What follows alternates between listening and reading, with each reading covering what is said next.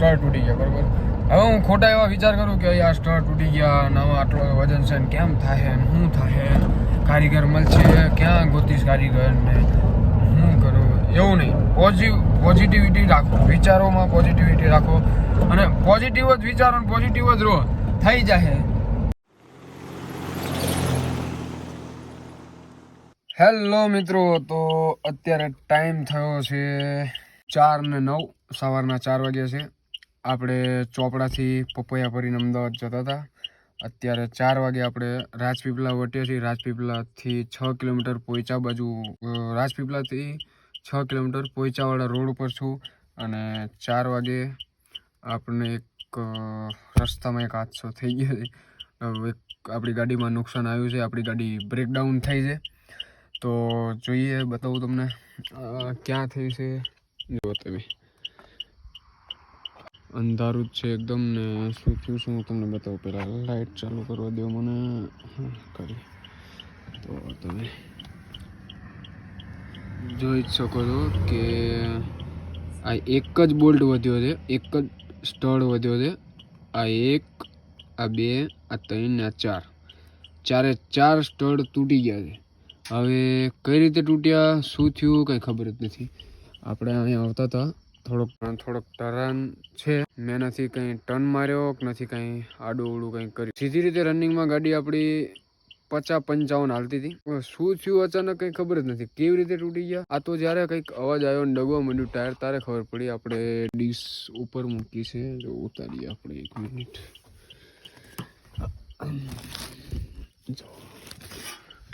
જોઈ શકો તમે આપણી આ ડીશ આગળ પડી ગઈ હતી. આપણે હાલ ગાડીની સાઈડમાં લગાવીને ફોનની બેટરી ચાલુ કરીને હાલતા ગયા હતા. આપણી ડીશ ગોતી લાવ્યા છીએ, પણ સ્ટડ ગોતવાનો પ્રયત્ન કર્યો પણ સ્ટડ આપણને મળ્યો નથી. હવે શું કરું કંઈ સમજાતું નથી અત્યારે. તો હવે ક્યાં આપણને કારીગર મળે, જે થશે એ સવારે જ થશે. સવારે આપણે આ માલ ભર્યો છે પપૈયા, જે ચોપડાથી આપણે ભરીને આવ્યા છીએ, આપવાનો છે. જોઈએ હવે કેટલા વાગે આપણને કારીગર મળે છે ને કેવી રીતે મળે. અત્યારે તો એવી ગણતરી છે કે હવે લાઇટ જો ચાલુ રાખશું, પાર્કિંગ લાઇટ, તો આપણે ઘણી બધી લાઇટો લગાવી છે. બેટરી ઉતરી જશે, લાઇટો બાઇટો બંધ કરીને ગાડીમાં આપણે સુઈ જઈએ. સવારે 6-7 વાગે આપણે કોકને ફોન બંધ કરવી, કંઈક કોન્ટેક્ટ લગાવી, તો કંઈક બારીગર આવે. તો મિત્રો, આજે ડ્રાઈવરની જિંદગી છે ને એટલે આસાન નથી હકીકતમાં. કેમ કે આવું કંઈક થાય ને, જો દિવસે થાય ને દિવસે તો ઠીક છે, પણ રાત્રે થાય તો બહુ અઘરું છે ને. હાલ આ ટ્રીપમાં હું હાવ એકલો હતો. મારી યાર એક બીજી ગાડી હતી, પણ 2 ગાડી પાછળ છે, રાજુભાઈ છે અને એક બીજા ભાઈ છે. જોઈએ હવે આપણી ગાડી માલ હવે ઉજાગરો છે, માલની સેફટીનું જોવાનું છે. એક તો ઉપરથી ગાડીનું ટેન્શન છે, પણ જે થાય ઠાકર કરે એ ઠીક. જોઈએ હવે સવારે ઉઠી. બહાર બેસીને કોઈ મતલબ નથી, ગાડીમાં ઘડી કાઢવું પડ્યું છે. આમાં થાકી ગયો છું, ઉજાગરો છે. આખો દિવસ આપણે ગાડી લઈને ખેતરમાં અને આમથી આમ ફર્યા, ગાડી ફરી, અને સમજો કે 250-300 કિલોમીટર આપણે પાછા ગુજરાતમાં, મહારાષ્ટ્રમાંથી ગુજરાતમાં આવ્યા. અને આપણી ગાડી બ્રેકડાઉન થઈ જાય એટલે હવે કોઈ ચાન્સ છે નહીં. અત્યારે કોઈને ફોન બોન કરાય એવું છે નહીં, ક્યાંય કોન્ટેક્ટ કરે એવું છે નહીં. કોઈ ગાડીઓ અવર જવર નથી, કોઈ સાધનનો. તો કંઈક થાય, કોઈ લોકલ માણસ, તે દિવસ હોત તો કોઈ લોકલ માણસની અવર જવર હોત તો કોઈને પણ ઊભો રાખીને આપણે પૂછી શકીએ કે ભાઈ અહીંયાથી નજીકમાં કોઈ કારીગર બારીગર કે નથી, કોઈ આજુબાજુમાં કોઈ હોટલ નજીકમાં ક્યાંય, તો આપણે કંઈ તપાસ કરે. હવે જે થશે એ સવારે જ થશે. તો ખોટું ટેન્શન લીધા વગર ને ખોટું માયુસ થયા વગર આપણે 1.5-2 કલાક આરામ કરીએ, જેથી કરીને સવારે આપણને થાક છે, ઊંઘ છે, ના લાગે ના આવે. તો અત્યારે 2 કલાક આરામ કરી લઉં. જે થશે એ બધું રામ ભરોસે, ઠાકર કરી. બાકી તો બધું જી ખમજી જે થયું એ હવે સવારે ઉઠીને આપણે કારીગર ગોતશું અને જોઈશું હવે કઈ રીતે શું થાય છે. ગુડ મોર્નિંગ મિત્રો. 7:47 થઈ જોડું થઈ ગયું છે. જો કાંઈ આપણે રાતે આપણે અંધારા થઈ ગયા હતા. ગાડીમાં કેટલા સ્ટડ તૂટ્યા છે.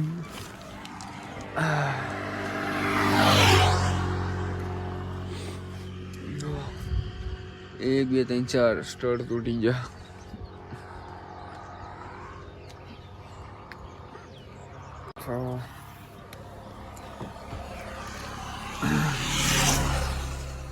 હવે કોકનો ફોન બોન લગાવીએ, કંઈક મેળ પડે છે કે નહીં જોઈએ. હાલો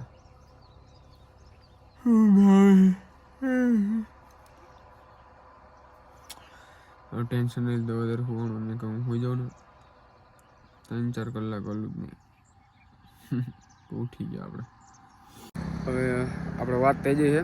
કારીગર આવે છે રાજપીપળાથી. આપણે રાજપીપળાથી લગભગ 6-8 કિલોમીટર આગળથી. તો કારીગર કે દુકાન ખુલે એટલે સ્ટોલ લઈને આવું છું. એટલે દુકાન ખુલી ગઈ અને સ્ટોલ લઈને આવે છે. આપણે કોન્ટેક્ટ કર્યો હતો તો સ્ટોલ બલ લઈને આવે એટલે હવે કામ કર્યા નથી. જોઈએ હવે કેટલા વાગે નવરા થઈ.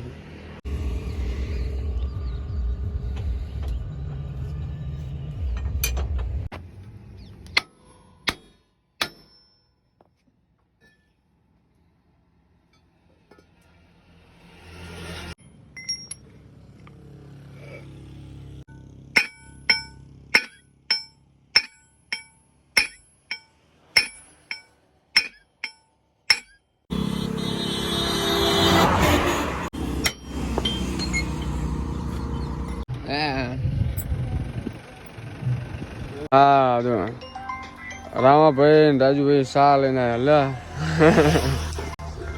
ચાબા પી લઈ. તો મિત્રો ફાઇનલી આપણી ગાડી બની ગઈ છે. ગાડી બનાવીને આપણે રોડા ચડી ગયા નીકળી ગયા છીએ. કેમ કે ઉતાવળાથી એટલે બધા વધારાના ફિટિંગ અને બીજા વિડીયો નથી લીધા. આપણે માલ પહોંચાડવાનો છે માર્કેટમાં એટલે કાંઈક આપણે નીકળી ગયા છીએ. તો 4 વાગે આપણે સ્ટોર તૂટ્યા હતા અને 9:30-10 વાગે આપણી ગાડી બની ગઈ હતી. તો આપણને કારીગર ગોતવામાં કોઈ તકલીફ પડી નહોતી કે નથી બીજી કોઈ તકલીફ પડી. કારીગર આવીને જાતે ચેક ચડાવીને કાંઈક સ્ટોર બદલી નાખ્યા અને કાંઈક ફિટિંગ કરી દીધું. આપણે તમે જોઈ શકો છો કે આપણે રવાના થઈ જઈએ રોડે. તો આવું થાય એટલે ક્યારેય તે તમારી ગાડી ક્યાંક રસ્તામાં આવી રીતે થાય ખોટી ઉપાધિ કરવાની નહીં. એનો જે થાય એ જોઈ જાય એમ કરીને થોડીક ધીરજ રાખવી, શાંતિ જાળવવી અને ત્યાં આજુબાજુ લોકલમાં તપાસ કરો કે તમારા ફ્રેન્ડ સર્કલમાં તપાસ કરો એટલે તમારું વ્યવસ્થા કંઈ ને કંઈ વ્યવસ્થા તો થઈ જ જાય. એટલે ક્યાંય પણ ગાડી તમારી બ્રેકડાઉન થાય, બગડે કે ઊભી રહી જાય, કોઈ પણ તકલીફ આવે તો ગભરાવું જરી કંઈ નહીં. કેમ કે આ બધી વસ્તુ તો ડ્રાઈવરની લાઈફમાં હાલતી જ હોય છે. એટલે મારું તો એવું કહેવું છે કે શાંતિ રાખવી, ઉતાવળ કરવી નહીં. શાંતિથી જે વસ્તુ જે જગ્યાએ ઘટના બની હોય થોડી શાંતિ જાળવી, શાંતિથી વિચાર કરીને શું કરવું શું નહીં એનો ફટાફટ નિર્ણય લઈ ધીરે રાખીને કામ કરી નાખે. થઈ જાય ટૂંકમાં, કાંઈ અટકે નહીં. કે એટલે મારા કહેવાનો મતલબ એમ છે કે એક વસ્તુ સમજો કે અત્યારે મારી ગાડી આજ રાતે મારી ગાડી બગડી, સ્ટાર તૂટી ગયા બરાબર. હવે હું ખોટા એવા વિચાર કરું કે આ સ્ટાર તૂટી ગયા, નવા આટલો વજન છે ને કેમ થાય ને શું થાય, કારીગર મળશે ક્યાં ગોતીશ કારીગર ને શું કરું, એવું નહીં. પોઝિટિવિટી રાખો, વિચારોમાં પોઝિટિવિટી રાખો અને પોઝિટિવ જ વિચારો ને પોઝિટિવ જ રહો. થઈ જાય, મળી જાય કારીગરનો થોડો તૂટો છે એમ. કેમ કે હવે બધે ગાડીઓ થઈ જાય, બધા ગામમાં, બધા સિટીમાં, બધી જગ્યાએ એ મળી જ રહે, સમજ્યા. એટલે ખોટી ઉપાધિ કરવાની નહીં, શાંતિ રાખવાની અને જ્યાં પણ તમે હલવાના હોય ત્યાં આજુબાજુ લોકલમાં તપાસ કરવાની કે ભાઈ આ રીતે છે. એટલે તમને લોકલ કોઈ બી માણસનો તમને સપોર્ટ મળી જાય, તમારું કામ નીકળી જ જાય, 100% નીકળી જાય. તમે ક્યાંય એવા અંડવાઓ નહીં. તો તમે ક્યાંય હલવાઓ તો શાંતિ રાખજો, ઉતાવળ કરતા નહીં. બધું સમય આવે, સમયને ઓલે થઈ જાય.